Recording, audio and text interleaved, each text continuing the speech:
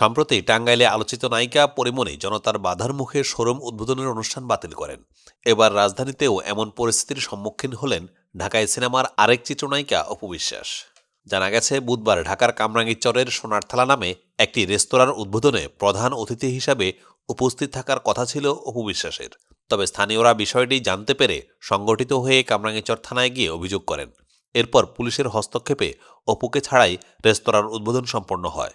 বিষয়টি গণমাধ্যমে নিশ্চিত করেছেন কামরাঙ্গীরচর থানার পুলিশ পরিদর্শক শেখ লুৎফুর রহমান। তিনি গণমাধ্যমকে বলেন, স্থানীয়রা এসে অভিযোগ করার পর থানা থেকে যোগাযোগ করা হয় রেস্টুরেন্ট কর্তৃপক্ষের সঙ্গে।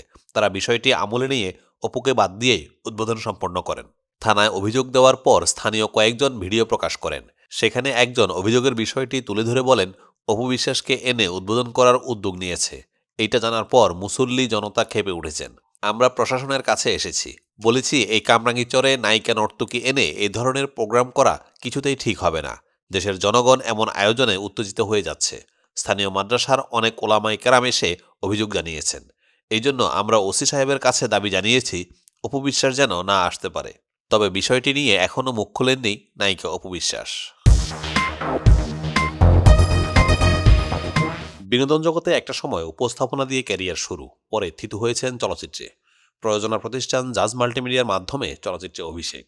বাংলাদেশ ভারতের যৌথ প্রযোজনার আশিকি দিয়ে 2015 সালে বড় পর্দায় পদার্পণ। গল্পটি ঢাকায় অভিনেত্রী মডেল নুসরাত ফারিয়ার। শুরু থেকে জাজ মাল্টিমিডিয়ার সঙ্গে কিছু সিনেমায় কাজ করেন নুসরাত ফারিয়া।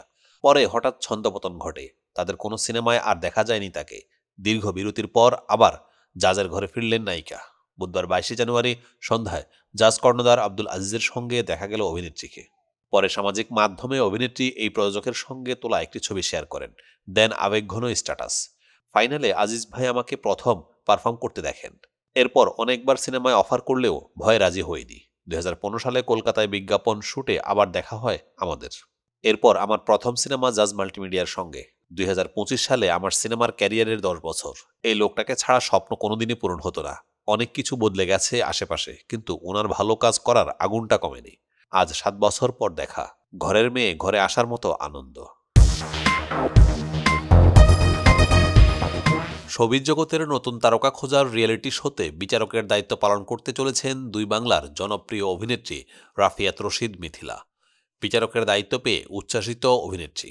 রিয়েলিটি শোতে বিচারক হওয়ার খবর সামাজিক যোগাযোগ মাধ্যমে নিজেই জানিয়েছেন অভিনেত্রী। রোববার 25 জানুয়ারি সামাজিক যোগাযোগ মাধ্যম ফেসবুকে মিথিলা এই বিষয়ে একটি স্ট্যাটাস দেন। প্রতিযোগিতার একটি ছবি পোস্ট করে লেখেন, দেখাও অভিনয়ের ট্যালেন্ট, হও বড় পর্দার সুপারস্টার। এই প্রতিযোগিতায় অংশ নিতে আগ্রহী প্রতিযোগীরা গত 10 জানুয়ারি থেকে রেজিস্ট্রেশন শুরু করেন। 25 জানুয়ারি শেষ হয় সে প্রক্রিয়া। দীপ্ত স্টার হান্ট শিরোনামের এই প্রতিযোগিতায় খুব শিগগিরই বাছাই করার প্রতিযোগীদের গ্রুমিং শুরু হবে। এরপর প্রতিযোগীদের থেকে খুঁজে নেওয়া হবে সেরাকে। রিয়েলিটি শোটি সম্পর্কে মিথিলা সংবাদ মাধ্যমে বলেন, প্রতিযোগিতায় একজন বিচারকের দায়িত্ব পালন করব।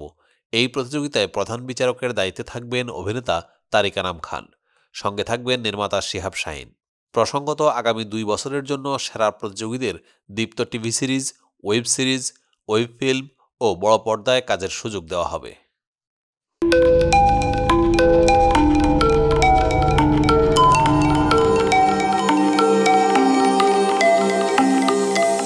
টেক টিভি, দেশ ও দশের কথা বলে।